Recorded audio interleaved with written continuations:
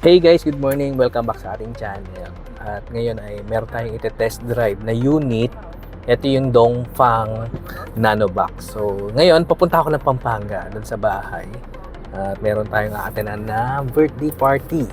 So, ngayon ay 7:53 AM ang ating time. At ang ating odometer ngayon ay 3,404 kilometers. So guys, check natin yung kung makunat ba yung battery. Yung tama ba yung range na sinasabi dito, di ba? So sa ngayon, yung distance to empty niya rito ay 327 kilometers. So ang maganda rito ka EV, kasama ko yung buong pamilya ko. Kasama ko yung dalawang anak ko sa likod at yung biyenan ko. At dito sa harap, itong aking wifi. So, i-check natin. Yan, medyo mabigat kami. Kompleto sa pamilya. So, sa mga gusto ng ganito mga klaseng EV na gusto nyo pang city driving at sa mga malapit lang na probinsya, pwede itong Nanobox, no? Pang small family nga. So, ka-EV tara. I-test drive natin. Let's go. Welcome to Go E-Vehicle, your go-to channel for electric vehicles, including the latest trends, updates, insightful discussion, and EV reviews. So, ang pupuntahan natin ay, ang estimated ko doon kapag nag-expressway ako ay siguro mga 70 to 75 kilometers. So, ang balikan natin, ang estimated ko, 150 kilometers. So, ngayon ay meron tayong 92% pa ng battery. Ilang percent kaya yung matitira natin sa balikan. So, gabi na ako makakabalik dito mamaya eh.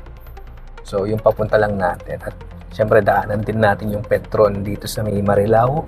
Check natin yung charging station doon. Actually, napunta ako na dati yun nung ginagawa pa lang. So, ayun nga. Pero nung nag-soft opening, hindi ko siya napuntahan. Busy. So, ngayon, actually, ngayon ang grand opening nun eh, kung di ako nagkakamali. Check lang natin ngayon, dadaanan lang natin. Dito tayo sa may connector link. Paakyat na tayo dito sa may Espanya. Maganda rin na may mga ganitong connector link, no? Malapit na. So, agad-agad ay makakapunta tayo ng expressway. So ito, pa-exit na tayo, pa-NLEX. So yung next natin, yung Petron naman. Doon tayo, papasok tayo ng Petron. Check natin yung charging station doon. So yan, papasok na tayo ng Petron. And okay, dito na rin kami mag-aalmusal. So sana may naka-charge para makita natin, no? So again, itong ginagamit ko ay hindi siya yung Type 2 CCS2. Pero meron din namang mga charging station na merong GVT pa na dual. So itong ginagamit natin is GVT. So okay, sa mga bibili nito, hindi mo naman masyadong kailangan na mag-charge sa labas eh. So, as much as possible, makakapag-charge ka naman talaga sa bahay lang. Ayan, merong naka-forma rito. Okay. So, tingnan lang natin. Pwede tayong mag-park saglit. Diba? Last time ka-EV, soft opening lang. Yung ating na-post. Pero ngayon, ito yung grand opening ng Petron. Check natin. And I'm here at Petron, Marilao. So, ito ang kanilang grand launching ngayon ng Petron. Ito yung charging station na available. Ang maganda rito ka EV, meron siyang CCS2 at CHAdeMO. So, sa mga Japanese brand na player, merong charging station na pwedeng i-accommodate kagaya nitong Nissan Leaf na nandito sa likod natin. So, tara ka-EV. Puntahan muna natin yun. So, as you can see ka-EV, ito yung BMW, di ba? And this one is the Nissan Leaf. So, CCS2 type. And ito yung CHAdeMO type. So, tingnan natin yung charging station nila. So, isa nga pala kay EV na gustong-gusto ko rito, yung presyo nitong Petron EV charging station. Actually, napakamura niya compare sa iba. So, 35 pesos sa iba itong fast charging nila. But dito, look, alright. Ayan, 25 per kilowatt hour yung kanilang presyo rito. Exit na tayo ng Ulilan. So, dito yung exit natin kasi sa Masantol tayo papunta ngayon. Update tayo. Malapit na ako sa bayan namin sa Masantol.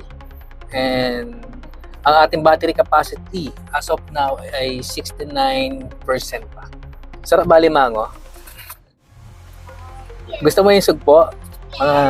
Banami, di ba? Say hi muna sa vlog natin sa yan yung makulit kong anak. Makulit yung mga batang to Ayan kita nyo dyan kay Evie. Okay, at dito po tayo talaga lumaki. As in lumaking ganito kalaki. Isa sa maganda sa mini EV na ito, yung range niya. Kasi kaya tumakbo ng 331 kilometers. So, mahaba-haba kumpara sa ibang mga mini EV. So, yung iba is nasa 200 lang, pero ito mahaba-haba. So, kung uuwi ka ng province, within yung mga malapit lang sa Metro Manila, pwede to. Like ito, sa Pampanga, sa Bungad lang kami, after Bulacan. So, nasa 70 to 80 kilometers lang kasi to. So, yung 300 mo is sobra-sobra na yun. And yung battery capacity nito is 27.2 kilowatt hour. So, malaki-laki versus sa iba. And ang isa pang maganda rito, naka 4 to 5 person yung pwede mong isakay dito or nakasakay.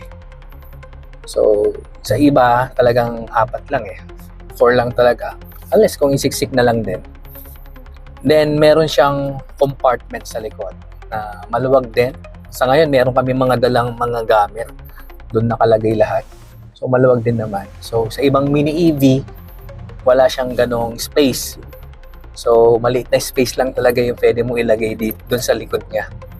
Pati ito, medyo malaki yung capacity niya doon.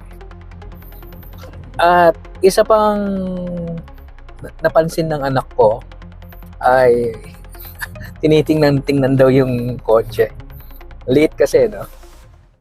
Tapos, medyo kakaiba yung itsura din. So, alam naman natin, pag EV ay iba yung style, iba yung looks, diba? So, yun. Ayan, Barangay Bebe Matua. Ito na po yung barangay natin. So, sa ngayon, ay meron tayong 67% pa na natitira. So, nasa 25% na yung nagamit natin. Mula kaninang umalis tayo ng Sampaloc. Dito na tayo sa Barangay Bebe Matua. Kanina, hinatid ko muna sila Bienan doon sa bahay nila sa kabilang barangay. And now, ka-EB, ayan, dito na tayo sa bahay. At eto, meron tayong 65% na battery percentage. So, kanina, bago tayo umalis, 92 pa yan. So, ima-minus natin yung 65. So, 27% yung na-consume nating battery. And now, ang odo natin is 3,479 minus 3,404. So, again, kaibi, naka 75 kilometers din pala tayo na tinakbo. Again, yan po yung ating nakuha sa 27%, naka 75 kilometers range tayo from Sampaloc, Manila dito sa Barangay Bebe Matua. So mamaya mag-iikot-ikot pa naman ako. So again, may pupuntahan pa tayong birthday party. So gagamitin ko ba siya? Pero bago ko umalis ng Pampanga mamaya ay i-update ko kayo kung ilang percent pa na bago tayo umalis ng Pampanga. Then, of course, sa Maynila lang tayo mag-uusap. Pero bago yan, shout out sa mga 5,000 plus subscriber na natin na nakatutok sa ating channel at nagtiwala. And of course, yan, kung hindi ka pa nakasubscribe, habang nanonood ka dyan, please do it to subscribe sa ating channel, Electric Vehicle Channel, Go E-Vehicle, at Go EV naman pagdating naman sa Facebook page, okay? Na tayo ulit sa bahay at Christmas na rito. At kasama ko tong gwapong-gwapong pamangkin ko. Hi ka muna sa vlog, Gab. Vlogger ka rin ba? Vlogger? Hi. Oh, say hi to vlog. Kaibi, ang isa sa mga nagugustuhan ko pag nasa province tayo, yung ganitong klaseng ulam. Yan, tingnan mo yung munggo natin, sapak-sapak ng gulay. And syempre yung bangus. Dito kasi sa Pampanga, mura ang isda, sugpo, banami, diba? Alimango.